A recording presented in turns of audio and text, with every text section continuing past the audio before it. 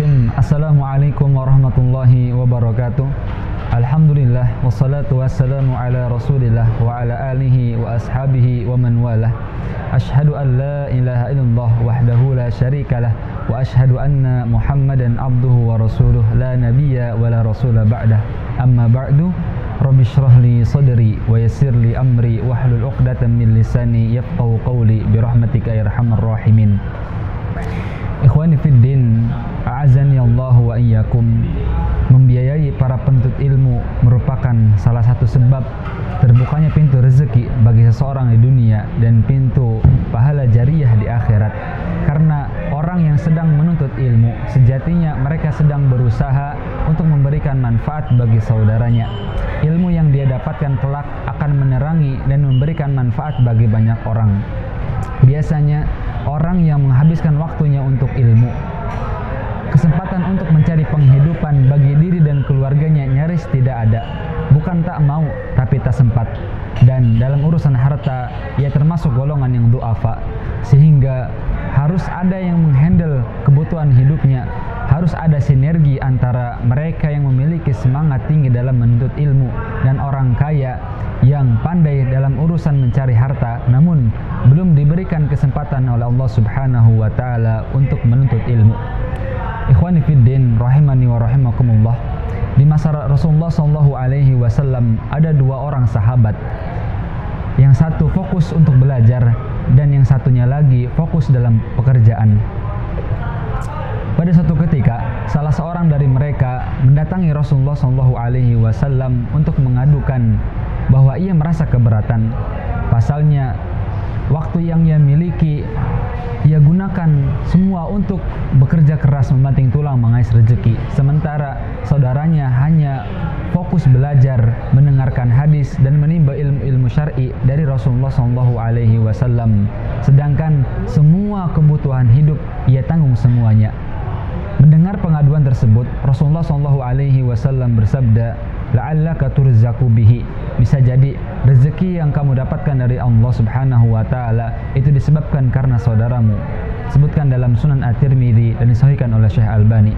Ikhwani fid din, rahimakumullah. Mari kita perhatikan perkataan Rasulullah sallallahu alaihi wasallam.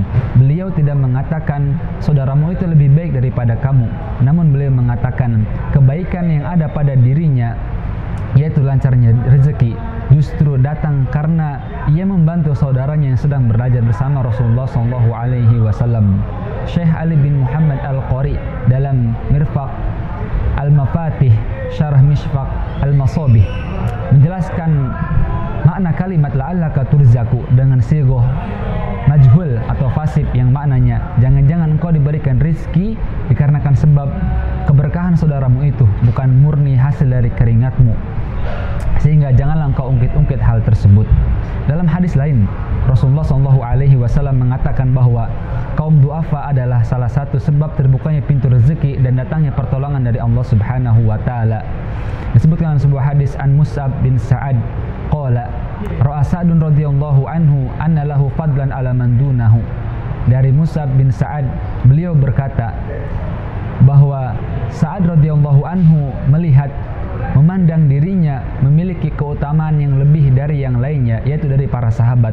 Faqala Nabi sallallahu alaihi wasallam, maka Rasulullah sallallahu alaihi wasallam bersabda, hal tunsaruna wa turzaquna illa bidu'afaikum. Bukankah kalian ditolong dan diberikan rezeki melainkan sebab karena orang-orang yang lemah di antara kalian.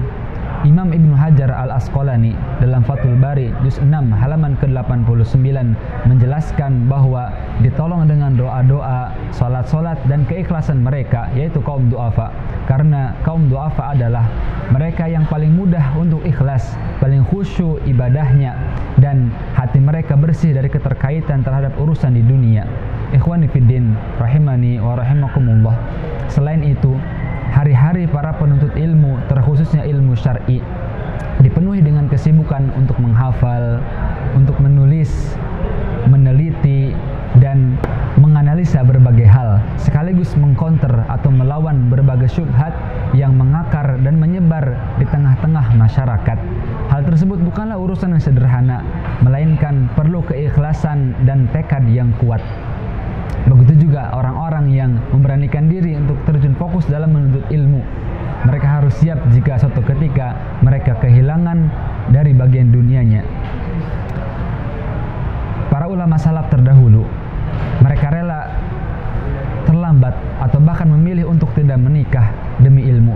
Sebut saja Imam Ahmad bin Hanbal. Beliau baru menikah ketika menginjak usia 40 tahun. Yang tidak menikah seperti Imam An-Nawawi, Imam Ibnu Taimiyah, dan masih banyak yang lainnya. Ikhwani fiddin rahimani wa rahimakumullah. Begitu beratnya tugas para penuntut ilmu, sehingga wajar orang-orang yang mengkafil atau menanggung kebutuhan hidup mereka mendapatkan keberkahan di dunia dan pahala jariah di akhirat dari setiap kebaikan dan ilmu yang mereka ajarkan kepada manusia. Wallahu a'lam bissawab. Subhanakallahumma wa bihamdika asyhadu an la ilaha illa anta astaghfiruka wa atubu ilaik. Assalamualaikum warahmatullahi wabarakatuh.